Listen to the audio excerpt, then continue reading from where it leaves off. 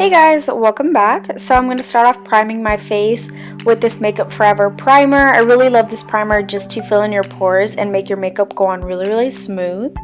So I'm just going to be blending that into my skin.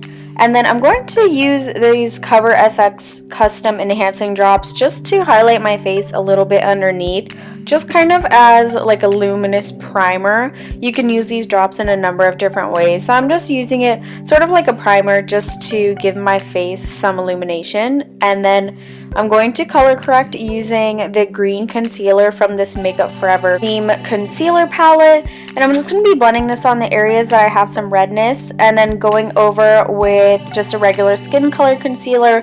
And then to cover my dark circles, I'm using this Amazing Cosmetics Peach Concealer because the peach does a great job at concealing my darkness under my eyes.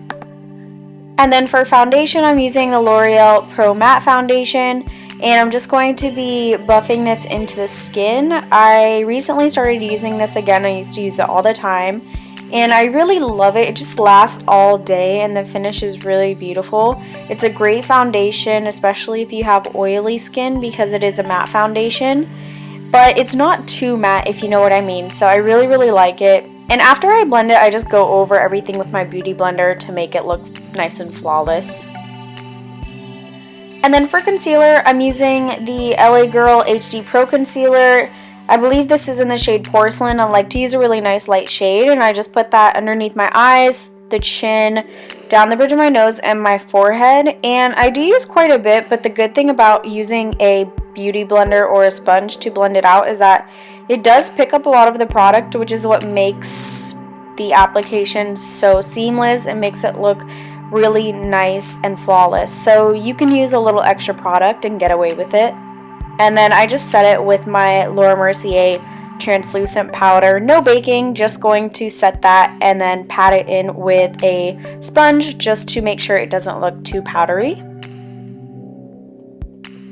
My brows are already done. I'm just going to go ahead and jump into the eyes. I'm just going to use a little bit of eyeshadow primer and just blend that in. The eyes today are going to be very vibrant, so I am using a primer. And I'm going to go in with this Violet Voss palette first, just with a neutral shade to set the primer on my eyelid. Then I'm taking this transition shade.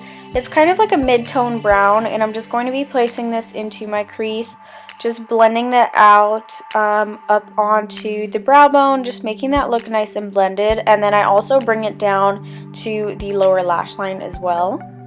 And then just taking one shade darker, same tone, like a medium brown tone, I'm going to be applying that more towards the outer corner.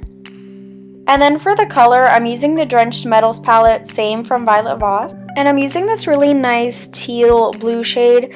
And I'm using a really dense flat brush just to pack on the color. And I'm also kind of bringing it into a wing shape at the edge of my eye. And then I'm just going back in with a blending brush that has nothing on it. And I'm just blending that blue up into my transition shade. And then I'm going to pause on the top and work on the bottom lash line first, just lining my waterline and then right underneath my lash line with a little bit of black eyeliner. And then taking this dark blue shade from the palette, I'm going to be just blending that out. First with a smaller brush, and then I take this bigger blending brush and I'm actually going to be blending that blue up onto my eyelid.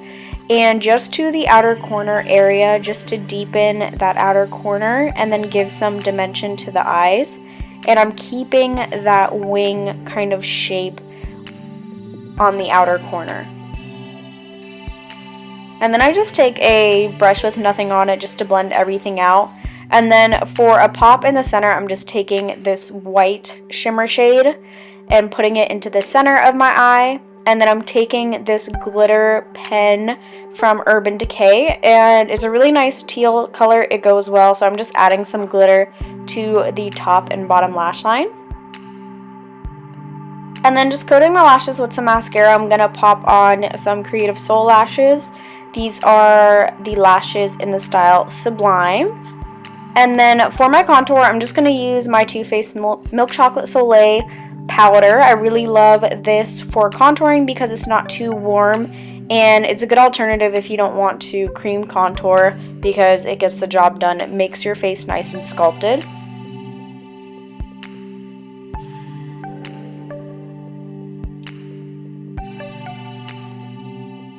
And then for blush, I'm just using this Artist Couture blush, and I'm just going to be blending that onto the apples of my cheeks back towards the hairline. And then I'm also going to be using the Artist Couture Diamond Glow powder in Mermaid because it's very fitting for this look. And it's just a loose powder. I'm just going to be applying that to the high points of my cheeks and then also the bridge of my nose. And then for the lips, I'm going for a gray color. I'm going to be just lining my lips with the infamous MAC Stone lip liner. And then filling it in with this LA Splash liquid lipstick in the color Ghoulish. And this is what I do while I wait for my liquid lipstick to dry. Alright guys, so that's the finished look. I hope you guys like it. It's a little bit different. And I'll see you guys in my next tutorial. Bye guys!